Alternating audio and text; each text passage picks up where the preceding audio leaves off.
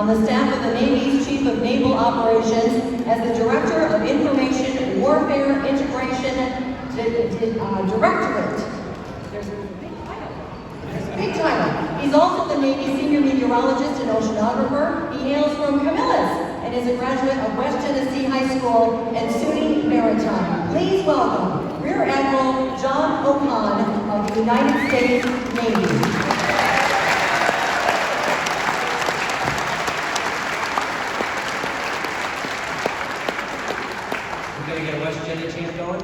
Let's do it. Wow.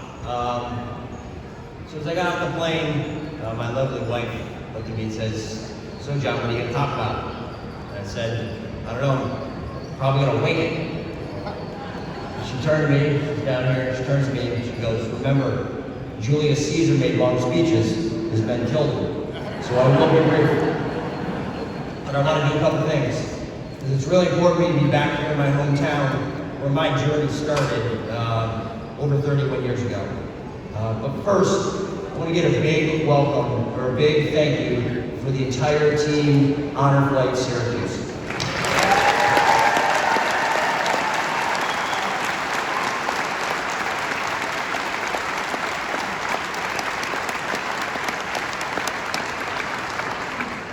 They are an army not to be reckoned with.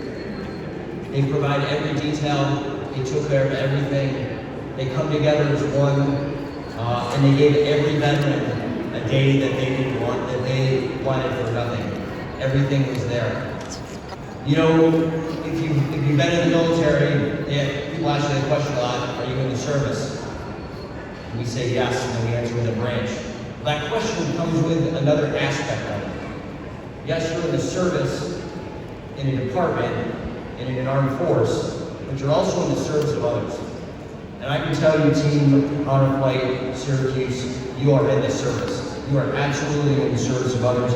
You make everybody around you better, and I cannot be prouder to be with you here on Honor Flight Mission 17, so thank you.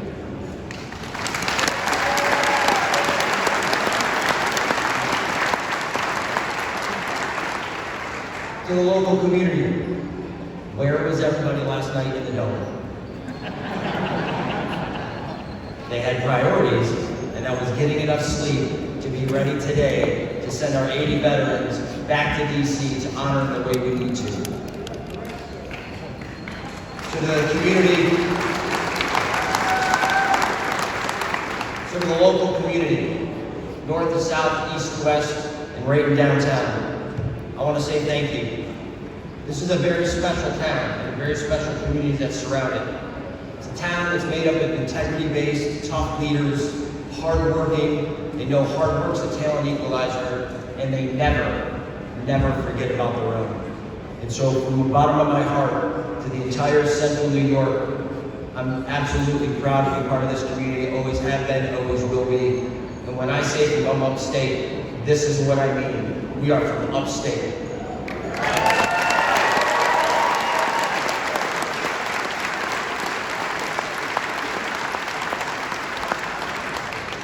Lastly, to my brothers and sisters. Also, as I walked off the plane, I had a little unfinished business. So I walked off the plane and asked my wife for some chapstick. And she said, just reach into my pocketbook and grab them, they're in there. I said, and I did. And out came 10 phone numbers with names on them. Harry Connor, where are you? Harry gave me a little joke. He said, you know, my wife asked her for a date. And I said, did she say yes or no? And she said no. That's one thing I absolutely did learn out of this, is never bring your wife on deployment or mission. It'll get you in trouble. Seriously, to the veterans, there's 350 million Americans in our country. 350 million. Less than 6%. Less than 6% have served in our nation's armed forces in the defense of the Constitution to support and defend that document, the document that houses the American way of life, so others may dream, so others may rest at night. 6%.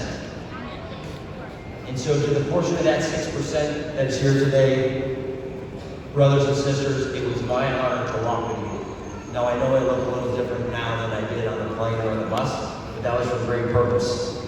It was absolutely a day we will never forget, and it has absolutely changed me for the better moving forward. Also, I got a quote on the plane. Some days you forget what it's all about. Today is not the day. Today is the day to remember. Today is the day to embrace your veteran and say, we will never forget. Also in that Constitution it says, we are in pursuit of a more perfect union. We must come to grip as a nation that we have always not been a perfect union to our veterans. We have made mistakes. And hopefully today, we have cleared that mistake and we've proven to you through this hometown, through this home honor flight, that we care about your service, we love you deeply, we are honored for your sacrifice and service, and we will never, ever forget you.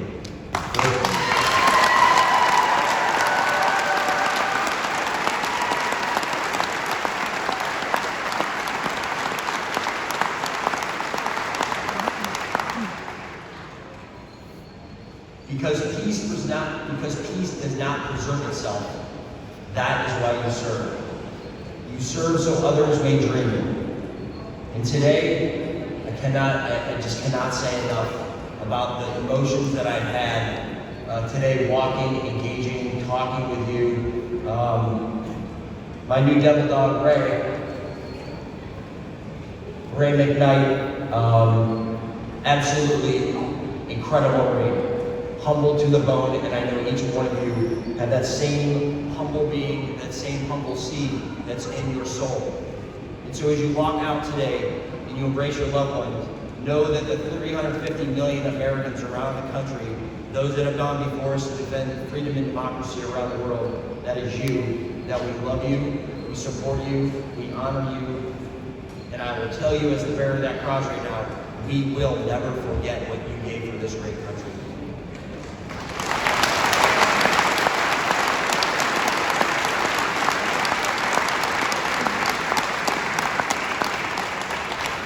Okay, I'll end with a quote. Many of you saw it today.